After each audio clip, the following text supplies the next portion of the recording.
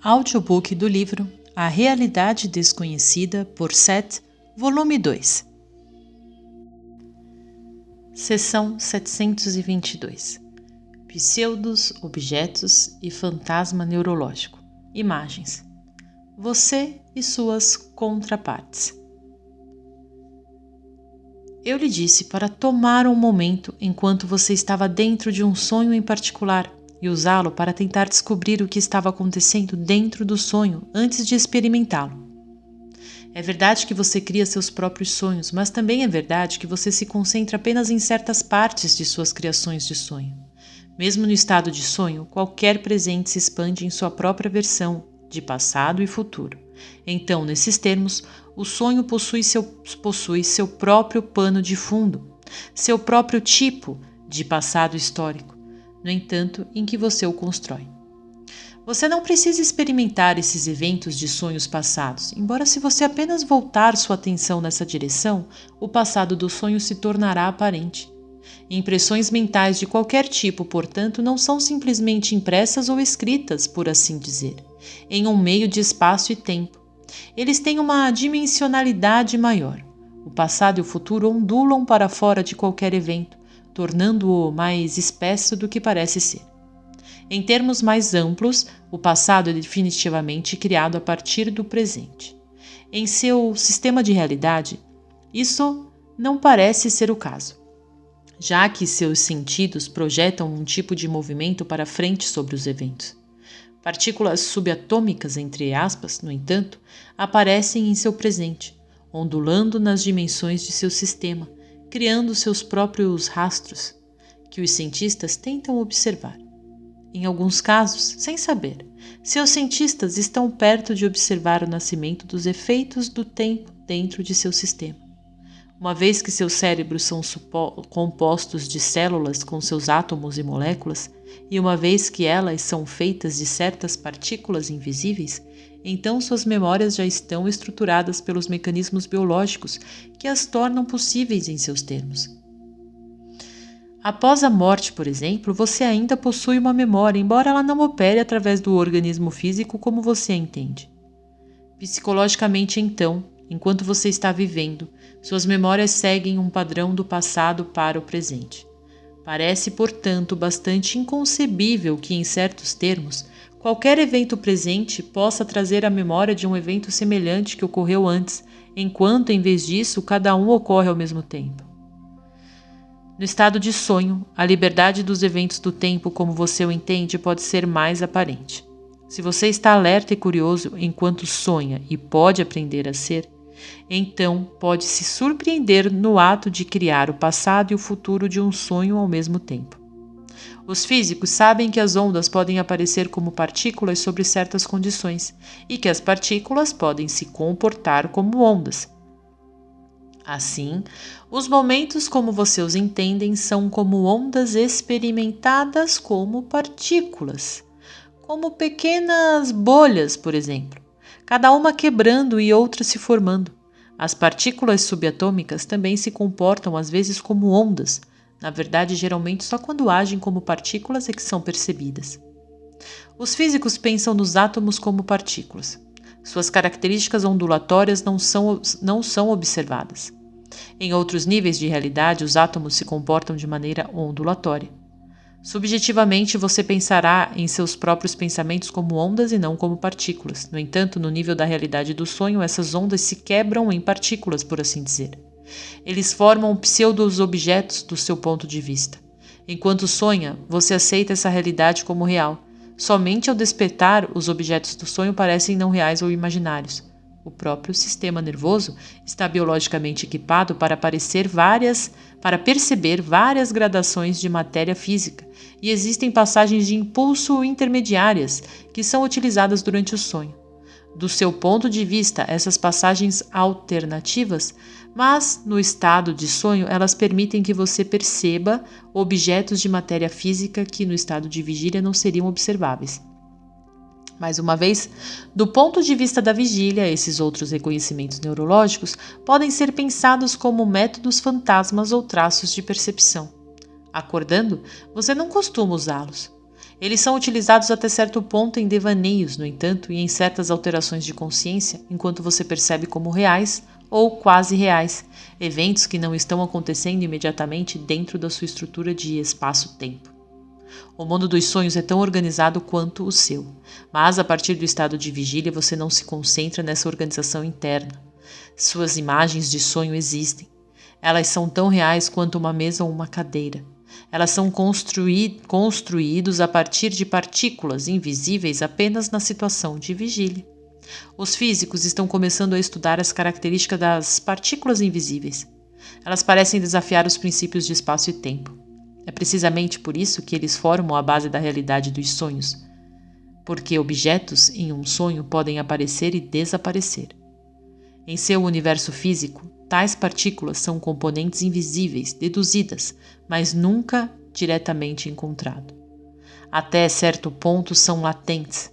Em algumas outras realidades, no entanto, suas características governam em vez dos atributos das partículas visíveis que você vê. As imagens oníricas, portanto, existem em uma gama diferente de matéria. Muitas dessas partículas invisíveis podem estar em mais de um lugar ao mesmo tempo.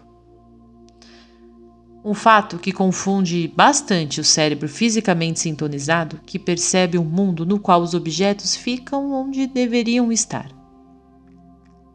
Basicamente, porém, cada aparência de tal partículas, as CUs, unidades de consciência, é uma autoversão, pois é alterada até certo ponto por sua localização.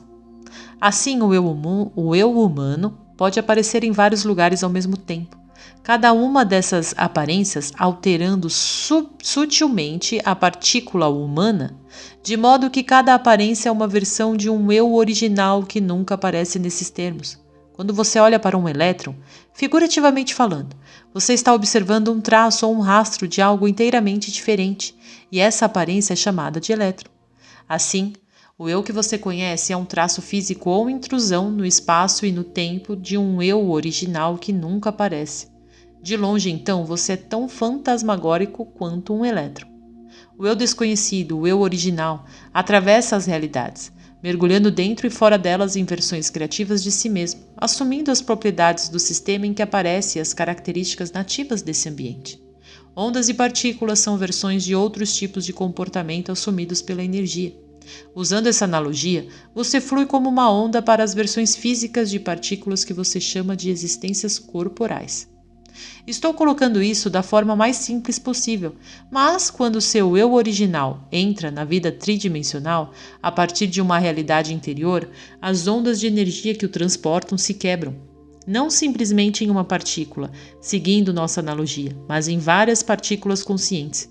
Em certos termos, eles são construídos usando o meio disponível, as propriedades biológicas da Terra. Eles se espalham a partir do ponto de contato, formando vidas individuais. Em sua concepção dos séculos, então, existem outras contrapartes suas vivendo ao mesmo tempo e em lugares diferentes, todas versões criativas do eu original. Existe uma grande cooperação íntima que existe biologicamente e espiritualmente entre todos os seres em seu planeta, em qualquer momento. Todos vocês estão conectados psiquicamente em termos de estruturas internas e externas.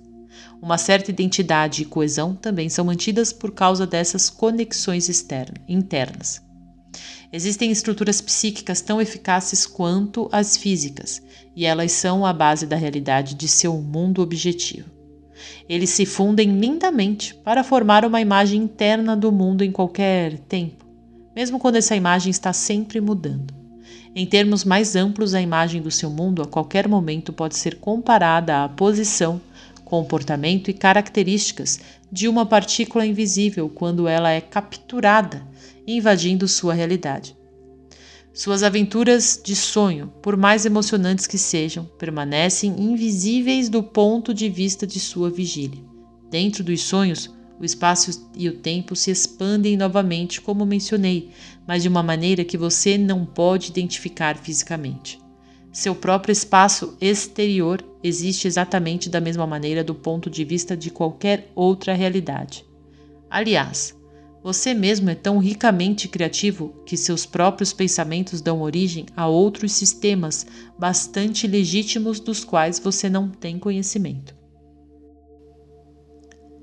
Cada um de vocês é membros de uma raça em particular e não se sente menos individualista por causa dessa filiação. Além disso, vocês se consideram membros de uma espécie. As raças estão vivas juntas a qualquer momento em sua terra em proporções variadas. Então existem organizações físicas, biologicamente falando, que vocês reconhecem.